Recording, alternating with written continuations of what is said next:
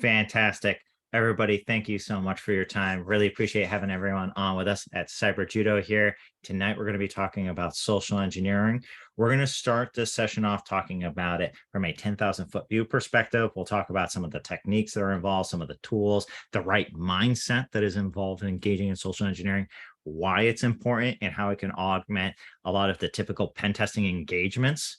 Got a fantastic team with us here tonight. I'm going to be sharing up my screen in a couple moments as we go to jump into things. Previously, by the way, we were talking about fun CTF stuff. So if I happen to go off on a tangent in talking about CTFs and how apparently Dennis Carlson from our team here is the god of CTFs, he's a one-man team, then forgive us for those tangents. So that being noted, what I'm going to do is I'm going to pull up one of our sample reports that I think will be a good quote unquote jumping off point and providing a little bit of scope and thought processes around social engineering.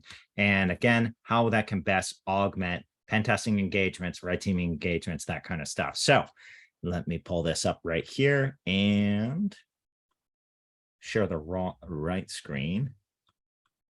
Okay, booyah, stupendous. And Dennis, can you see my screen all right? Yeah, it looks good. Okay, cool. Here, I'm going to zoom in just a little bit further, just in case we get that 720p fantastic compression artifacts from Zoom. So I'm going to first and foremost start this off with just like previously I've talked about pen testing, pre-engagement planning, and considerations. This all really starts before you even have a project in the pipeline, before you're even talking to a customer, before you're even doing open source intelligence gathering, all that kind of stuff, which is helping somebody understand why social engineering is important and how it's different than phish testing, right? Or measuring end user security awareness, right? And in that process, that is, again, kind of starts out a little bit with like sales. So that noted, let's just pop back open to, where is it here? Too many tabs. There we go. Okay. So first and foremost, a lot of times when we speak to customers or we speak to a business or an organization who's looking to have pen testing done, what they don't realize is that in that process, they're actually looking for social engineering to be included, right? So just to remind ourselves, so pen testing is emulating a malicious actor with the intent of breaking into an organization, period. But there's always the implied through technical vulnerabilities and weaknesses, right? Conventional network penetration testing and web app penetration testing doesn't incorporate social engineering techniques whatsoever, right? Now, the thing is that is one side to the coin. And there's the other side of the coin, which is when you do the social engineering, that is emulating a malicious actor with the intent of breaking into the organization, but rather than the technical vulnerabilities and weaknesses, it's through human beings, right?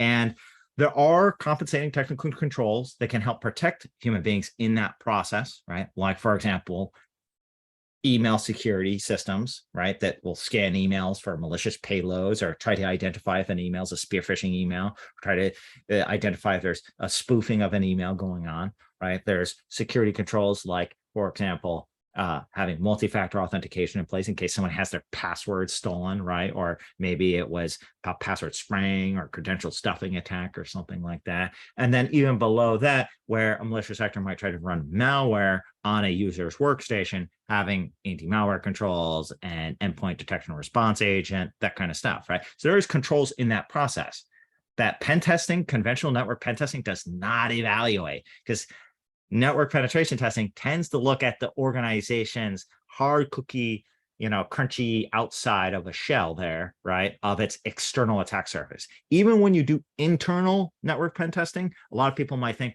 oh, well, that's a bad guy on the internal network. Sure, it's a bad guy on the internal network, but it's different than a bad guy who's compromised a user, right? The fact of the matter is that they're very much the same thing of looking at the security configurations and controls of network infrastructure and endpoints that are on those networks. Pure and simple, right? Ports and services that are open, right? How you can interact with those ports and services, how you fingerprint those to CPEs, right? And then how you fingerprint those CPEs back to CVEs and vulnerabilities that might have exploits associated to them, or you can create your own exploits for, right?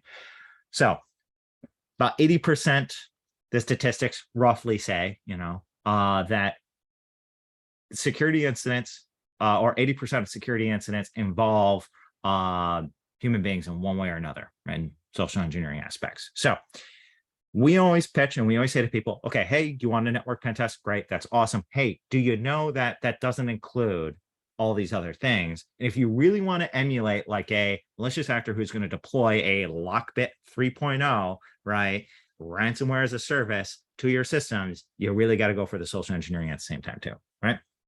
So where does social engineering differ from phish testing? Good question. They might both have the same techniques of employing some level of email phishing and that kind of stuff, but this is where they start to differ. When you set up a system that performs phish testing for a user, let's say like KnowBe4, it's probably one of the most common platforms for phish testing and educating users. Fantastic platform. There's a lot of other good ones like it. You have to set that up in your email security system for the business, right, to be allow listed, right? Because you want to measure end user security awareness. Did the person click a link? And if they click the link, did they put information into a portal? And if they put information into a portal, that's double wrong. Clicking the link's wrong. Putting the information in portals double wrong.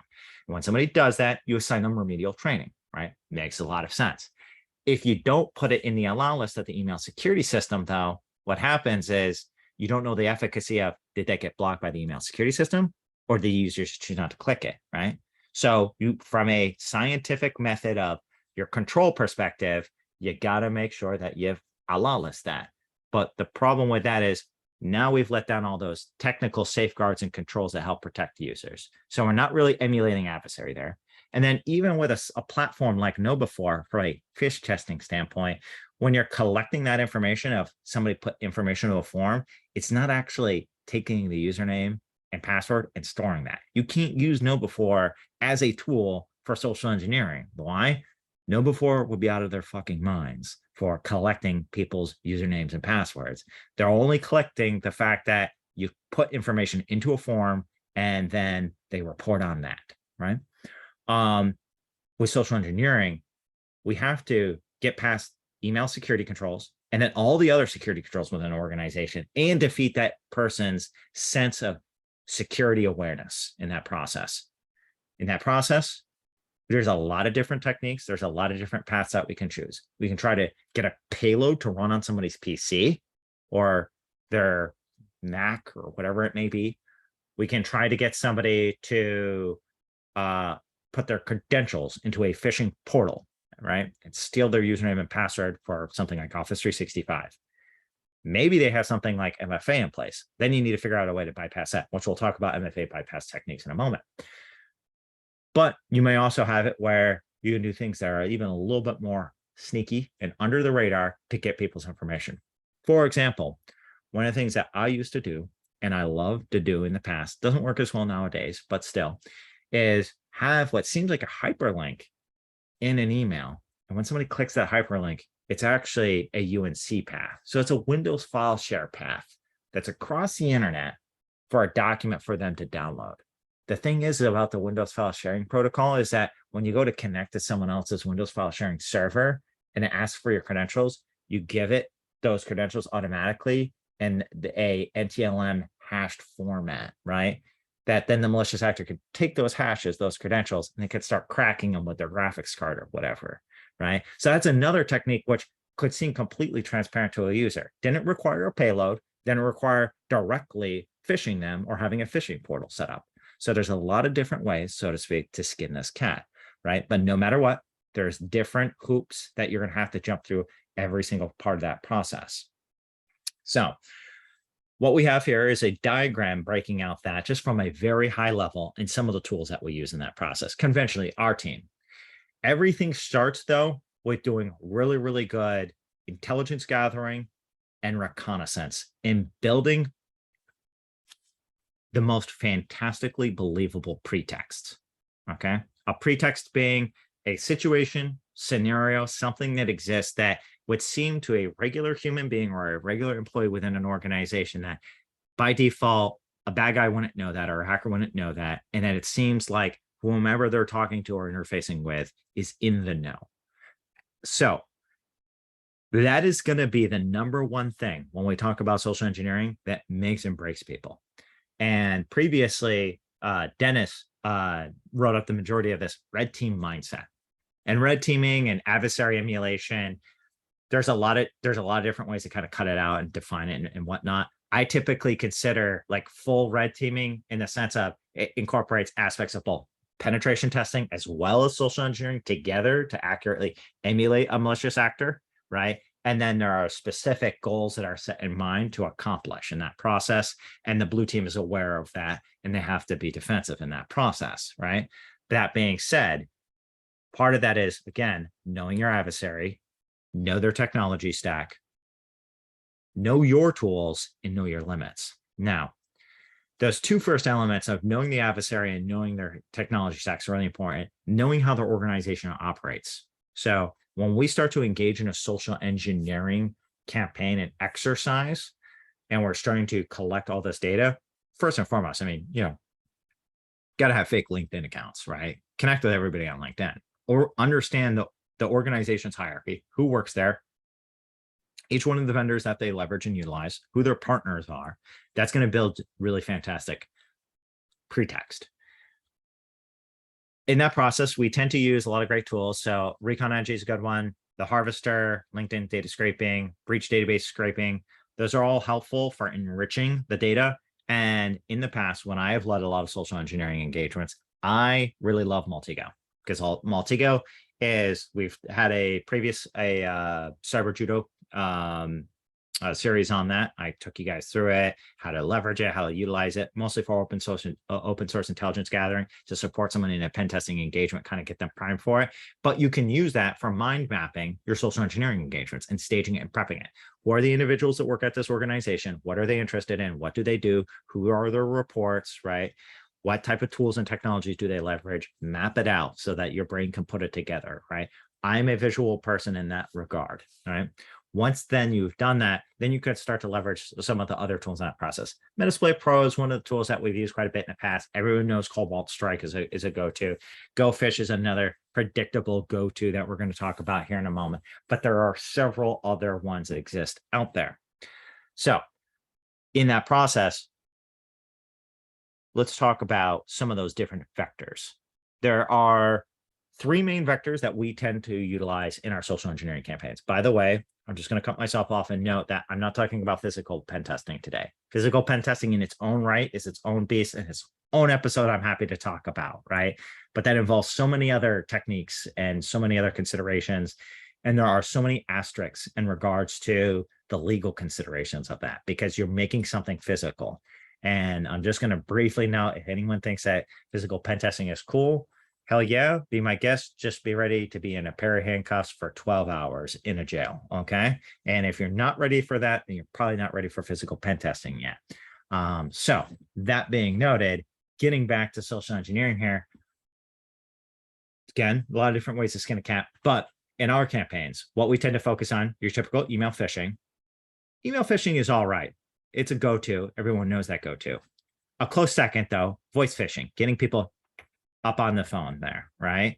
And when you get people up on the phone, impersonating employees, impersonating vendors, impersonating partners, we're going to talk about in a second who to target in that process. A lot of times people think, hey, let's always target what is conventionally seen as the dumbest person in the organization, a bunch of quote unquote plebs. That is not a great way to approach things. Actually, believe it or not, people who seem to be conventionally intelligent, right? Or the stereotype of intelligent, like, oh, well, those are IT people. Why would you target IT people? Why not? Our IT people are cocky and think a lot of themselves, right? And all the time can be social engineered. And you want to know what? They have a hell lot more access to things. So lateral movement, once you gain access to their accounts, that kind of stuff. Oh yeah, that's good stuff, right? So we got your voice phishing. And then lastly is SMS phishing. SMS phishing, conventionally a little bit newer, right? But is becoming extremely common now and is everywhere. Everyone has probably received a text message at one point or another of like, hey, this is John, the CEO of blah, blah, blah. Can you do blah, blah, blah, blah thing? Or, hey, what's your email? Or, hey, can I get a quick call with you? Right. there's always a reason why they do that. And we'll start with an initial question to collect some data to just initially make sure that they get somebody who's like dumb enough to hook, right? And then they'll start to ask more. Usually a lot of those initial SMS phishing campaigns that'll kind of start out will graduate into mostly card fraud, right? Prepaid card fraud, such as, hey, this is John, the CEO. I'm out with a bunch of our clientele, having drinks with them. I wanted to give them a gift. Can you go to a local Walmart, pick up a couple of Apple cards, scratch off the backs, give me the numbers, and I can give it to them, right? And when you go do that, what happens is you're giving that to a malicious actor, and they're going to then sell that information, and they're going to make a sweet amount of dough, and then you're left stuck with the bill of having to pay for those Apple cards, right? So that's a very conventional, usual thing. Now, in that process, the enterprise wasn't hacked, no enterprise systems or access or anything like that, but it's an easy thing for some malicious actors to make an easy monetary, payout. So SMS phishing, though, is now starting to be better applied by malicious actors to the enterprise and how to leverage that against the enterprise. Because multi-factor is a thing now. And most people, when they set up multi-factor authentication, it's like, hey, put in your phone number and we'll send you a message to start setting up MFA, right? That's always the backup MFA and all that kind of stuff now, right? So people are now used to BYOD, and they're used to having to have some level of enterprise apps, particularly authenticator apps, interface with their mobile device and receiving text messages about it, right? It kind of seems like it's legit because it just comes from like a little 6-digit short code, right? SMS service, right? So, a lot of different research and studies have looked into SMS phishing and how it compares to conventional email phishing. It's 300% more effective. Why?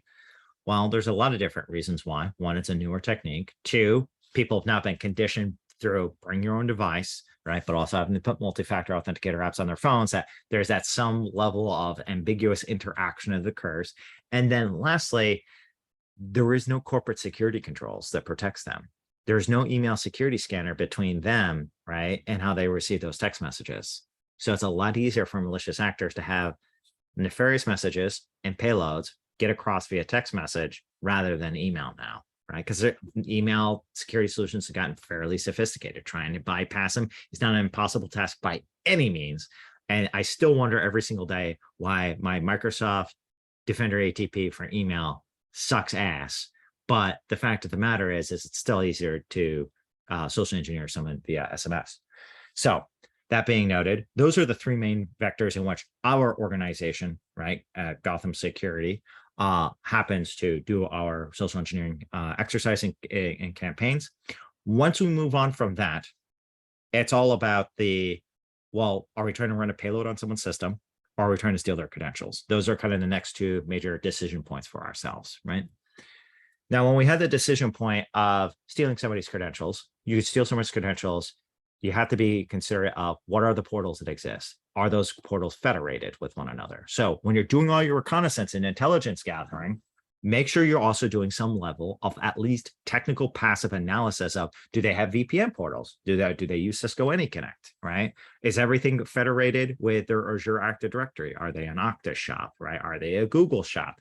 Are they implementing zero federation? Are they an AWS shop, right? Did they federate their AWS correctly with their Azure Active Directory environment? Those are all really important considerations, because if you're going to steal somebody's credentials, you want to move quickly. You want to log into as many things as possible and establish persistence, right? So if you know what those doors are in the first place, that you can start trying the keys on after you've stolen the keys, right? You'll be ready to go. The worst thing ever is you go, okay, I'm going to steal someone's Office 365 credentials, right? And then you steal their Office 365 credentials, you get access to their Office 365 account, you see their shitty email, you see that they don't do anything really important there, and you go, oh shit, what else do I do here? And then you got to start searching for the portals, right? But the thing is that the clock starts ticking once you get access to somebody's account, right? There's going to be some level of convergence of realizing there was a malicious actor that just did something. So you're working with something that's very time bound. That's probably the biggest thing that is a difference, or one of the bigger things that's a difference between conventional pen testing, right, and social engineering. Is social engineering has a lot of planning, right? Tons and tons of planning, getting everything set up, right? With the right tools, with the right campaigns, with the right information. and then all of a sudden striking very quickly, very aggressively, trying to get access to everything. Dane, am I right? You're our social engineering man here, right? Yeah, spot on. There's so much that goes into like the campaigns themselves. A lot of times don't take much time. It's all of the upfront information gathering, setting up the stage to then execute. So yeah, that part usually takes the longest amount of time. And so in that process, stealing somebody's credentials, got to be ready to access as many things as possible. And then also maybe you steal somebody's password, getting past MFA. I would say this, that by default, if you're going to be conducting social engineering engagements as part of your business model, as part of what your career path is or career choice is, you need to be familiar with the standard MFA bypass techniques that exist out there. If you're going to assume that you can just take somebody's password and log into a bunch of systems and be successful, you'll be shit wrong for it. I'm not going to say that you can't get some lucky stuff out of it. You certainly can, but you don't want to run on luck. Luck will only get you so far, right? So there's a couple different MFA bypass techniques. And what I really love is that, you know, in the industry, there's all these cybersecurity marketing people, like they just like talk about like zero trust and all that kind of shit all day long, like buzzword stuff, right? MFA was the buzzword of 2010 to 2020, right? Everybody was just talking about it, right? Hey, listen, if you buy our MFA solution, it's $250,000. Bad guys will not be able to get into any shit ever. It'll solve all your problems, right? Just like how it was, by the way, from the 2000s to 2010, where they said, get your big next gen firewall, that'll solve all of your problems, right? Isn't it kind of interesting how things kind of repeat themselves? Anyways, that being said, so MFA will solve all of your problems. Not a problem. Totally wrong. Absolutely fucking wrong. It helped cut down the surge of the really, really low, lowbrow, unsophisticated attacks by malicious actors, but it is not foolproof by any means. And the more conventionally sophisticated malicious actors now, there's maybe a group of 2 or 3 individuals. Hell, now even one individual, it just takes a little bit of time to learn things and set the right tools, can bypass MFA. MFA is no longer something where somebody can just hang their hat on and say everything is good. And by the way, what I'm actually going to do here is I'm going to post in a couple Microsoft articles about actually, Dane, would you be able to do me a solid just because I'm multitasking here? You know, the typical your MFA is useless, like URL that I'll put into some of our previous social engineering reports. Can you pull a couple of those open? If you're uncertain, no worries, I'll pull them up a little bit later. But it was a couple of the older ones that I had worked on, I typically hit on. But anyways, so if I can interject just on the MFA note, if that's fine. Oh, sure. Yeah. One of the other things that we've ran into in several occasions is if you have MFAs that are implemented on a back end that use an insecure random number generator, like a pseudo random number generator, what you'll find is that can significantly reduce the security of the MFA, mostly because in some of the situations that we've run into, if you use a pseudo random number generator, there will be a bias for it to skew a certain direction. So numbers will either be lower or higher. It kind of follows a pattern. And if a random number generator that is not cryptographically secure is used, what can happen is you can have a bias for a certain number to occur more than others. And if that's the case, if you have like a 4-digit, MFA code or something simple like that, and it uses a pseudo random number generator, you could potentially reduce the complexity of the MFA code down from 4 digits to 3 digits, which is 4 digits isn't great, but down to 3 digits, that is a massive, and we're talking massive benefit to an attacker because it's way less that they have to do. Hey, I've seen MFA systems in the past where it'll accept a 6-digit code, but it'll just keep allowing you trying as much as you want, right? Like almost, like thousands and thousands of requests from multiple IPs, right? And then boom, you're in, So you're completely right that just because even like MFA is there, right, that the implementation of MFA, right, is really important. And you're specifically talking right now about OTP, one-time pass tokens, right? Correct. Yes. So very good note there. So I'm going to post these two in the chat here. So first one's called all of our creds, or all your creds belong to us, and this other one is MFA doesn't matter, but your password does, right? And the reason why these are really fantastic articles is because they can specifically break down the different types of password stealing attacks, right? So there's a difference between credential stuffing and password spraying. So get familiar with those terms. Use the correct terms in the right ways, by the way. Don't just say brute forcing all the time, right? And then essentially the different MFA channels that you can implement. So actually, I think all your creds are belong to us. Right here. This one talks about each of the MFA methods that you can leverage and utilize. And if they're real-time phishable, no, get out of here, Microsoft. I don't want to hear what you think. Channel jackable, right? And if there's other ways to defeat that MFA, right? So we're going to talk more about this in just a brief moment. But like these are like the gentleman, Alex, who wrote this, Alex Wire. Absolute genius, did a really good job of concisely kind of breaking this down for folks. So that being noted, and kind of getting back on track here. So you got to be good at bypassing MFA. A couple different MFA bypass techniques. So you got your typical, first and foremost, SMS MFA, right? Terrible fucking choice. No enterprise should ever have SMS MFA.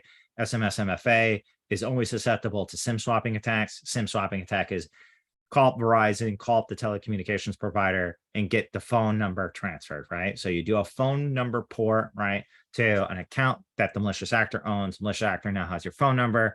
Now they send, that temporary PIN, right, to the phone number. They have access to the phone number. There you go. You don't even realize it the entire time, because it takes a little bit of time for people to realize that their phone number has been stolen. Why? Well, because you're going to still get stupid messages and shit on your phone, right? Because you're probably connected to Wi-Fi at home and all that kind of stuff, right? You're going to be browsing the web and whatnot. You won't even have any clue you stop receiving your messages for quite some time, right? Especially because people have gotten used to using other apps that use data, right? So that being said, you won't realize until many, many hours later or the next day later, right? Bad guys already ran through all your accounts, set everything on fire. Now, just a really big important thing as a ethical hacker, never, ever, ever social engineer a telecommunications provider and try to commit a SIM swapping attack unless you want your ass behind bars, okay? Just a pro tip on that one. So that being noted, you can't include that usually in your scope, but a lot of enterprises now also do OTP, one-time pass tokens, right? Or passcodes, right? So you scan it with QR code, you got Microsoft or Google Authenticator, that kind of stuff. Well, if you think about it, you got a phishing site. You got a fake phishing site that's set up with, let's say, GoFish. We conventionally use GoFish. We'll set up, by the way, a 2-stage phishing site in GoFish for ourselves here. Dane, if you could, why don't you put the GitHub link to GoFish in the chat? That'd be awesome. So GoFish, 2-stage site. Looks like Office 365 login. They put in their credentials. It goes, okay, you put in your username and password. Okay, next step, please put in the 3-digit code. They put in a 3-digit code, and then it submits it all to us. Somebody like Dane sitting behind the computer, they see it pop in, they log in with that code, right? That code is good for like 30 seconds. There you go, bing, bada, boom. That wasn't sophisticated at all. There is nothing particularly sophisticated about that whatsoever. There's another way you could do it. You could use a tool like Modlishka, right? Modlishka, we forked Modlishka, and that uses what's called that's a proxy-based client domain hooking technique. Essentially what it does is it's loading up certain elements of the real website into a frame for you to see. It's a kind of like a phishing site. And then when somebody puts in all their credentials in their MFA code, right, what it does is it grabs their session token, right? It grabs their session token, right, and then gives it to you, and you can use their session token to log in as them. So tools like Modlishka allow for that. Now, that's great, all for OTP stuff. You don't even need to get that sophisticated. In all honesty, you could be as lazy as setting up a 1-tier GoFish campaign portal where it says, all right, we just pushed a notification to your phone. So someone puts in a username, password, and then it just goes to a second landing page and it says, hey, we just pushed a notification to your phone. Make sure you approve it. somebody like Dane gets a username and password. They go to Office 365. They go to log in and they hit send me a push notification now. The person was expecting to log into something, right? And so they're approving that login to something. So they just approved it with that multi-factor authentication channel, right? They're totally socially engineered. You could do it through also what we call MFA exhaustion attacks, which is you just keep pushing the notifications to somebody's phone to the point where they're just like, fuck it. Yes, I'm done. Hack my account already. I'm done with this. No, they don't say that. Usually someone keeps getting notifications and they think that it's some technical issue or bug or something like that. Or you do it at the right time in the morning, right? They think that it's some app on their phone logging in. Why? Because Office 365 acts fucking funky on people's computers and just prompts you for codes and logins all the time randomly. So people are conditioned to that strange randomness that exists with a legitimate system. And so if they see that strange randomness that's illegitimate, they can't tell the difference, right? So you could just use push notifications too. You can also bypass MFA.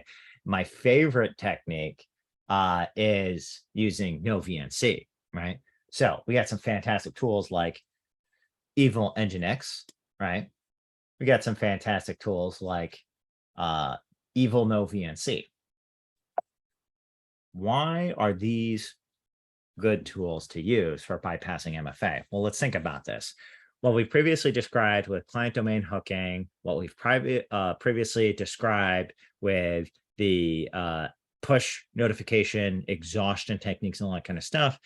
The thing is that there's still a lot of fake portals. You're creating fake phishing portals, all that kind of stuff. And you always need to update the content of your campaigns. And Dana and our team, they tend to work with folks like Shane on my team who will help design campaigns because, you know, Microsoft, they get more sophisticated. So they'll change the JavaScript and how, you know, the Office 365 portal will load and all that kind of stuff. So it's a pain in the ass to replicate that sometimes, right? So it's that predator-prey relationship. But you know what we can do? What about this? VNC, okay, virtual network connection. It allows us basically for systems that are not Windows. You can obviously use VNC on Windows, but conventionally people who like Windows and Windows environments use remote desktop protocol. But with VNC, you can access the window manager or desktop graphical interface, right, of a Linux or a Mac OS or a Windows operating system. And what's really great is you can load that, right? You can load a remote viewing frame of a Linux desktop or a Windows desktop or a Mac OS desktop into an HTML5 portal, right? Technology, that's great. What if some silly motherfucker opened up a web browser with Office 365, they full screen it so it took off the entire page, and you embedded that in a real iframe or in an HTML5 element on a website, and someone thinks that they're logging in Office 365. They're now interacting with a remote computer virtual session and entering in their credentials. They're doing whatever they want for MFA and all that kind of stuff. It's all in one channel. No messing around. You didn't have to duplicate any portals or anything like that. No, you just had a remote computer running for them that they put their own information into. And then once they log in, you terminate their session. They just gave you a complete legitimate session and access to all their stuff, right? So I know, again, I'm off on a tangent here, but MFA bypass techniques going to be really important. You're going to have to be familiar with them if you want to get good at social engineering. Reason why I tend to focus, by the way, on stealing credentials and MFA is because single sign-on has become ubiquitous. So once that you get access to one account or one system, right, you can then use that trust and inherited relationship everywhere else. The amount of times that SSO has made my job actually easier as a malicious actor is quite significant, because I don't know the user's password a lot of times, or they'll put it in for me on their behalf, right? And then I can use that trusted relationship across all those systems to now just keep doing what I need to do for lateral movement. In that process, there are other techniques, like you could try to deploy payloads to people's PCs. You could try to run, you could send someone an email, or you could send someone a text message and you say, hey, open up this PDF. Hey, can you sign this NDA, that kind of stuff. And I've done it, and it works sometimes. We tend to do a little bit less. The efficacy is a little bit more challenging on that because there's more security controls in the path, right? So think about it this way. if we're gonna do, let's say we use, I don't know, Metasploit's MFS Venom to generate a payload, right? That can run on somebody's computer and it's embedded in a PDF, and we send them an email. Let's track that process of that hitting somebody's mailbox. Well, the thing is that in that process, it's going to get scanned by the email security scanner. It may not even, by the way, make it out of your immediate mailbox, whatever tenant, whatever email security, or whatever email solution you're using. If you're using another Office 365 environment, which we tend to use for our social engineering engagements, they might not even allow it outbound. But anyways, let's say the payload makes it outbound, or an infected email message makes it into somebody's mailbox, then that attachment's going to get scanned. Let's say that attachment actually gets scanned, right? Well, most of the time, enterprises are pretty good at blocking extensions that are untrustworthy. Anything is a .exe, .bin, anything that is something that can execute, usually in runtime, right? Usually not going to happen. So you got to usually stick with PDFs and docx files, right? Or Excel files, right? So you could use like macros, or hope that someone has an ancient version of Adobe PDF Reader. Certainly you could. Once it downloads, it's going to hit the file system. It's going to get immediately scanned by anti-malware in EDR, right? So now you got to hope that EDR doesn't pick it up, right? And now the person clicks on it, goes to open it up. That EDR, when it starts to scan that file, look at it again as it gets loaded into memory of the application, it doesn't kick off another thing, right? And then you got to hope, by the way, that the payload that you built for remote code execution is built for the right architecture. Is that person on Windows 11 or is that person on Mac OS, right? So you can see in this process, as I describe it, a little bit why I'm a bit biased to stealing credentials over trying to run payloads directly on people's workstations as the initial foothold into an organization through social engineering, because there's a lot more overlapping, compensating security controls. There's greater things to go through in a defense depth model, right? And it makes my job more challenging. And I'm a lazy hacker, right? And so I just want access to things.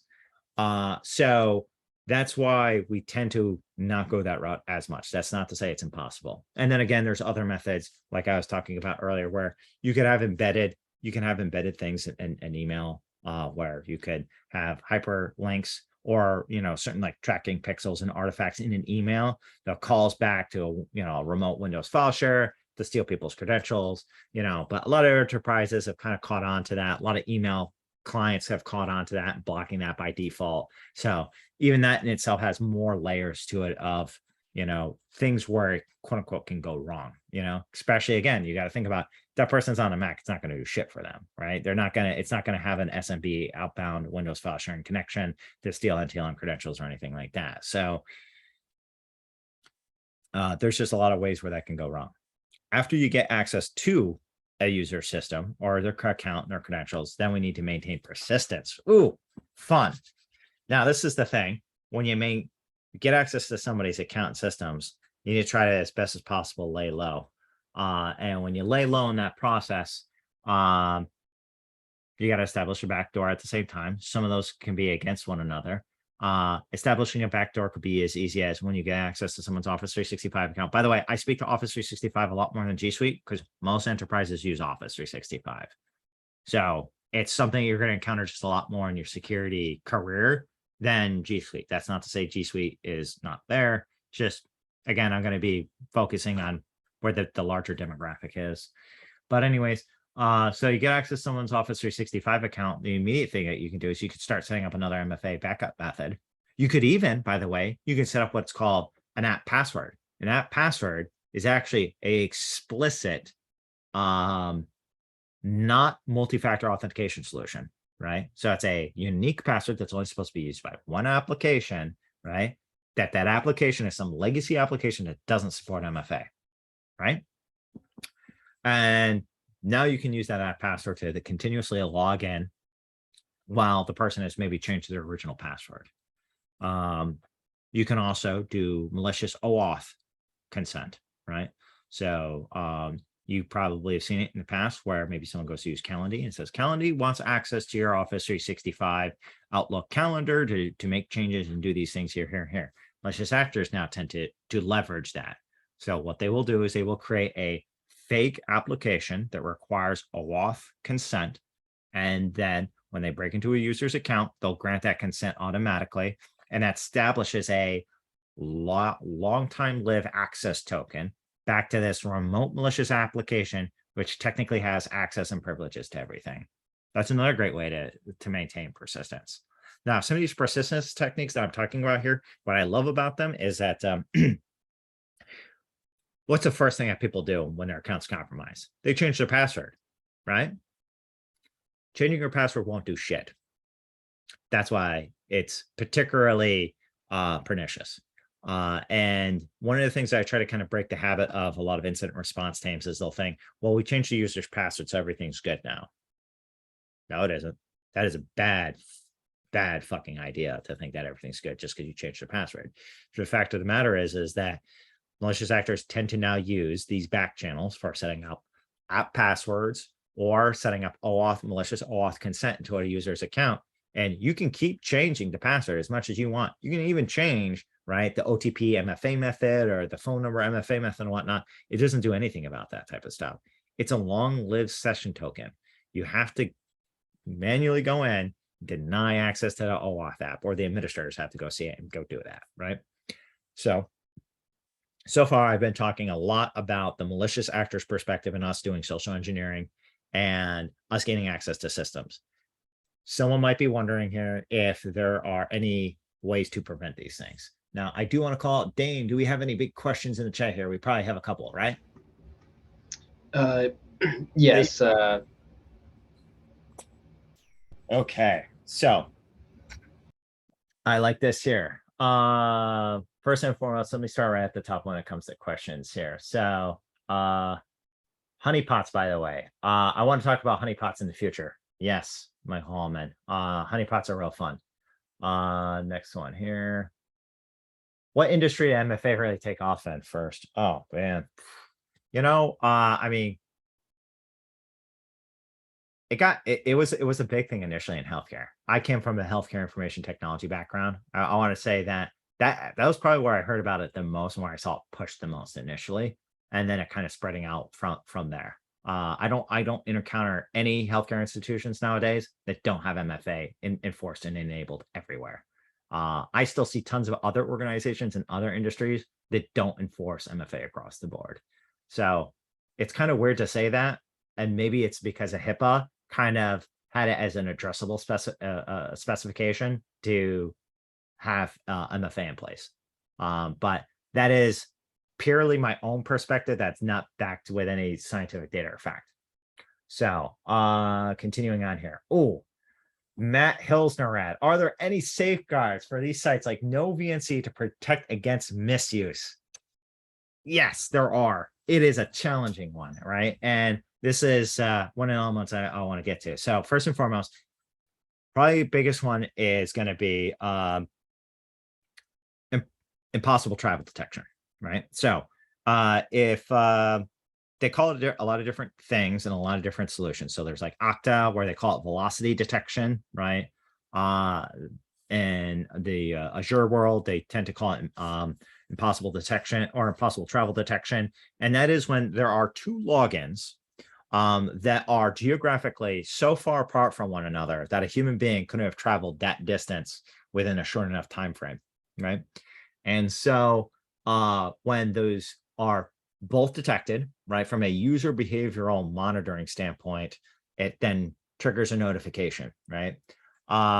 So Microsoft, they change the fucking name of their solutions every single day. But Defender for Cloud Apps, Microsoft Defender for Cloud Apps, they used to call it Cloud Apps, Microsoft Cloud App Security.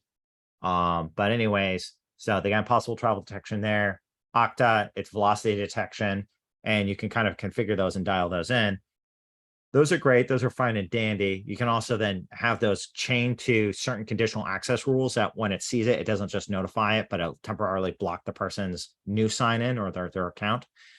User behavioral monitoring also for when new MFA methods are added, that notifications could be generated. That's another good way. Another slightly, this is not a way to prevent it, but a compensating control, at least to help prevent the malicious actor for establishing persistence as easily is most organizations by default don't enforce a OAuth approval process for their admins, right? I think that OAuth consent, granting OAuth consent to applications should be something that a user should have to submit. You can set all this up in Azure Active Directory and the Azure Identity Defender. No, Defender for Identity. Microsoft. I love their names. So anyways, you can set that up so that by default, when someone wants to have something like Calendly have access to their mailbox, the admins have to grant that for that application across the organization or to that specific user. So that's a compensating control. And then probably the last big one that sits in my mind, because you're dealing with, this is a legitimate login for a legitimate user, right? Using either OTP or push notifications. And by the way, your push notifications, they could be in like detailed push notifications. So regular push notifications is, hey, there was a login. Detailed or informalized push notifications is you tell the user, hey, there was a login from this geography, right? Or you have it where it also requires back like a check where, hey, I put this number on your phone, enter this number into your portal. By the way, Hilsnerad knows all about this, so I'm not telling him anything new whatsoever. But that being noted, I think it's helpful for everyone else to know. But still, these fake VNC portals they're not affected by that. The best way to protect against that is going to be device conditional access policies, where that device hasn't been onboarded into the enterprise, right? It's not utilizing the enterprise's they used to call them MDMs, but now they call them EDMs, right? And enterprise endpoint device management solutions, right? Like Intune EMS, right? It has to be onboarded into Intune EMS, right? It's basically your new version of network access control, right? So like back in the day, if you wanted to connect to, some multi-billion-dollar insurance, company's VPN, then it would have to check through network access control to make sure you had anti-malware installed and you had the latest updates and whatnot. Do all those checks, then allow your PC to connect to the VPN. That's essentially the modern equivalent now, right? When we talk about conditional access controls, you can do that, by the way. I know Okta now has a solution for that. Again, you can do that with Microsoft with Intune EMS. There's a lot of different solutions that exist out there because there's a billion now EDM products that are out there. But so that's one of the big things. And then lastly, and I don't have one near me right now, but I got one behind me over here. Honestly, it's going to be using FIDO2 keys. The thing with FIDO2 keys is it requires it to be in it's in a different channel, but it's going through the same device, right? And so when you plug a FIDO2 key into a computer, that channel is not quote unquote channel jackable, but it's being plugged into the local device. If it's a remote VNC session, it's not going to see that there's a FIDO2 key. A malicious actor, for all intents and purposes, though, could probably try to take it another step further, where VNC automatically tries to do USB mapping. But the thing is the web browser is going to throw all types of bells and whistles, so saying, hey, this website is asking for access to USB devices, just like you'll have a website pop up or your browser pop up saying, hey, this website's asking access to your microphone or your camera. So I would say that FIDO2 keys is probably the best one there, but a mixture of all those things will help prevent it. That being said, there's no foolproof. Yeah. No. Yeah, no, I agree. There's no foolproof protection against it. And I did respond to that message after, but I want to make a note just to staple onto that. The only thing that I would say is that some of that you have control over, but in other cases you may not. Which is why I said HTTPS traffic inspection might be an easier way to pick up on it, because it's going to be loading VNC. So there's a lot of fingerprinting that you could probably do to pick up on that and flag it. Christian? You make a fantastic point. So I remember chatting with somebody on this about LinkedIn, and we were actually talking about, because it's JavaScript getting loaded, right? So at that point, once it's actually loaded in memory on the PC, you can have EDR agents detect it and whatnot. You have plugins detect it within it. And we were talking about, like, you could have it where you could set up a system where those things will then get flagged based on those fingerprints, but malicious actors will have the tendency of changing those out. But that is a really good additional note that you make there, because at least the script kiddies, right? You'll catch and block all those script kiddies. Yeah, and the big thing is, like, if it's a custom 2FA solution that doesn't support things like impossible travel detection, then in some cases you're kind of left to fend for your own devices. In which case, you got to do the best with the tools that you have. HTTPS traffic inspection if you have an advanced persistent threat, or even just a sophisticated threat actor that is persistent and motivated enough to try to obfuscate some of the detection methods of VNC to kind of make it harder to pick up. It's a matter of how hard you can make it, and HTTPS traffic inspection is pretty good. You can go overboard, do like URL whitelisting, but it's personally up to and this is the way that it is across just security in general. You have to find a balance of security and usability. So. And that's up to the organization that you're talking about in question. So, oh man, you can look at what you post on LinkedIn and you can search that, but your comments on other people's posts are much more difficult to find. Snap. This is why I tend to like writing things on like little blog posts on an Enclave or Cyber Judo or something like that, because I can find it easily later. Thanks, man. Very good notes there. To that. So now we've talked about getting into the right mindset for social engineering folks, doing reconnaissance, targeting your users. By the way, every step of this chain, I guess I'm going to kind of cut myself off, is really, really important. Whoever you're working with, the other organization, right? Your customer, you're communicating every step of the way what you're doing and how you're doing it. For our customers, we'll do all that reconnaissance and we'll come up with all the social engineering campaign ideas and who we're going to target and what our objective is and when we're going to launch those campaigns.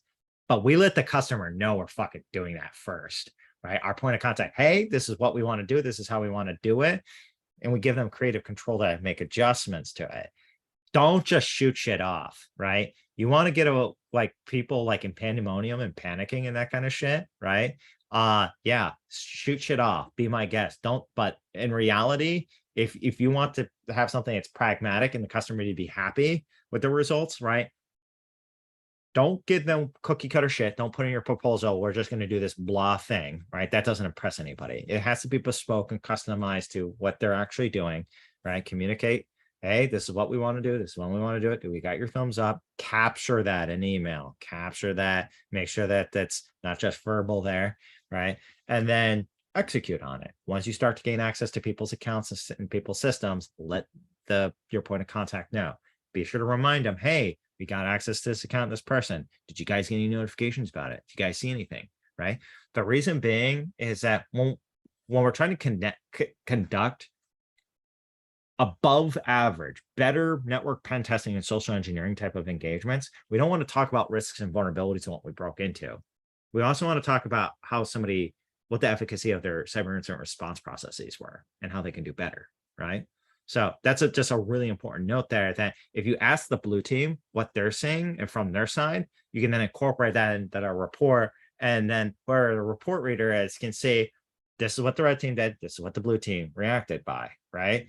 And they can see where there's gaps, right? And then also you as the red team can then provide better feedback and say, hey, in your cyber incident response process, when I sent out an email to 100 people, you guys kept containing the users, but you're playing a game of whack-a-mole. Why didn't you black hole the IP address or resolve the DNS, right? To be, again, something that was ridiculous so that no one could load the website anymore. Or why didn't you recall the email out of everyone's mailboxes, right? Those are all good things that then help educate the cyber incident response team, right? And stop playing a game of whack-a-mole, and being able to contain the threat actor a little bit closer, right? Into that process. And by the way, I've seen some organizations we work with so sophisticated that they'll start to detect this by the time we buy a social engineering domain, right? Like a typo squatted domain, right? Because they'll be using something like, something like Twist DNS or whatnot. They'll be monitoring their, DNS registrations. They'll see a new one come in and they're like, aha, I see somebody's going to try to pull some sneaky shit, and then they'll immediately black hole that entire domain, and they'll immediately report it to the DNS registrar. And we're like, fuck, man, I just spent like $60 on this domain, and now GoDaddy's not going to let me have it, you know? So just giving you a heads up, those are some other preventative measures in that process. I know I'm jumping around a little bit here, but just some tips to any blue team folks that are kind of like intrigued and interested in that kind of stuff. So continuing on here, I also want to note, just as an item that I may have missed a little bit, when we talk about social engineering people, take the opportunity to make it a little bit more intriguing and interesting. Urgency is a really important thing to folks, right? So that means that when accounts are being reset, someone's going to lose access to something, when it seems like an important person is telling somebody something, right? Those are going to be the things that trigger a reaction out of individuals, right? I love telling people about how their health insurance stuff's going to change. Oh, wow. Yeah. Yeah. That's really something that's close to people's hearts. But just remember, if you're going to come up with social engineering campaigns that are a little bit kind of close to tugging at people's heartstrings, always get it approved by the blue team, your point of contact first. You want to know something? I have seen other red teams perform stuff like having an email going out about how everyone's getting a bonus, right? And click here to update, you know, information in the HR portal. You know what really happens is it pisses everybody off when they figure out that they weren't getting a bonus, right? And it looks bad for everybody, right? That's a tactless social engineering campaign. So make sure you come up with things that are still, you know, not going to, you know, piss people off too much at least. But one of my favorite techniques, and Dane, we should leverage this one a little bit more often, I think. It's been a while since I've seen this one in a couple of our more recent ones. But every now and then, I love it where I reach out as a help desk person, and then I'll purposely have another social engineering account that I made for like the CTO of the company, right? Who's been CC'd, fake CC'd. And then we have our CTO follow up after the fact, a minute later, or 3 minutes later, or 5 minutes later, or, you know, maybe an hour later, and go, hey, be sure you do this before the end of the day. It is actually important, because nobody anticipates a malicious actor fucking talking to themselves, right? They think that that was a real conversation between individuals saying, hey, we're making this change to the VPN, blah, blah, blah, blah, blah. You know, just want to let everybody know. And then the CTO chiming in, hey guys, this is really important. Make sure you do it before the end of the day. Works like a charm, because human beings at the end of the day are very receptive to obedience, right, from higher authorities. So I know we're looking at pretty close on time here, and we're gonna probably have to do a social engineering part 2, because we're gonna have to get into more into the tools, right, configuring tools, setting up campaigns and whatnot. Dane, you and I can work perhaps a little bit on that in the future, right? I want to just triple check the chat here. Just make a poll about RFI versus LFI. Christian, tech people couldn't resist. Yeah, right. But I will, before we sign off here, I'll say actually one last thing to targets and individuals. My God, IT people are the best of social engineer, right? Calling up help desks and getting someone else's account and credentials reset works like a charm. It's even better when you tell the help desk guy after they reset your password, you go, oh, I also got a new phone. Can you like put in a new phone number for me here real quick? I really appreciate that. Yeah, my apologies. And you do that. And so they reset the password, they reset the MFA method for you, and you're in like send. Absolutely perfect. So just a little thought there for you that anyone who is on the blue team who, you know, you guys are receiving calls, you're receiving emails from people, and password resets this and go do that.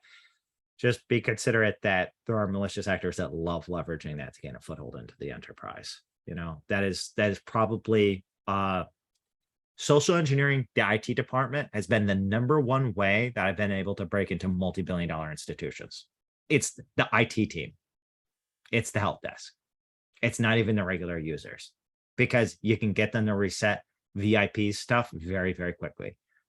Do you know who I am? I report to the CEO. I need to get a report out to the CEO. Okay. And by the end of the day, I need this done right now. And I understand VIPs are very important people, and I understand they got a lot of things on their plate and that kind of stuff, but most technology folks have been conditioned to treat VIPs differently than regular staff members. They'll give them exceptions, and they will do things immediately and they will not follow process. And so gaining access to VIP credentials and accounts through the technology department is probably one of the easiest ways to compromise an enterprise. So again, we're gonna have to get into more fun stuff soon. Any last questions, concerns, thoughts, anything we're missing here, team? No? Okay. Ryan, I want to open up to you. I know that you're going to be doing some cyber judo sessions for us fairly soon. And I think you are going to be covering a little bit around CTI. Is that right? That's right. Stupendous. Now, if I may ask, in regards to the rough timeline for that, how are you feeling about that when you want to do that one? So I scheduled with Travis for the 22nd. Oh, okay, cool. So that'll be coming up this month. We're looking forward to Absolutely. it. Absolutely fantastic. Be sure to ping me once you're ready for us to look in. Oh, wait, actually, I think you got some content for me to look at. Is that right? Yes, but that's a very, very rough draft. Oh, I see. Okay, So it's cool. part 1 of 4. So, again, just a big reminder to everybody here. So these sessions are a little bit different, right? Again, we're trying to create a community where we're all interfacing with one another. We all learn from one another. At the end of the day, I don't consider myself an expert, right? We're all just trying to educate one another, upskill one another, provide great insights, help protect enterprises, help protect people from malicious actors. So anytime anyone wants to contribute, jump in, have questions, concerns, thoughts, feedback for us to improve all that, we're always open to it. Again, I had some fantastic collaborators here so far, like Dane, Dennis, Michael Hallman, Ryan, Andreas, and so many other folks. So really appreciate all that. That being noted, everybody, I hope you have a fantastic night now. Catch you next week. Bye. You guys. Bye, everyone. Goodbye.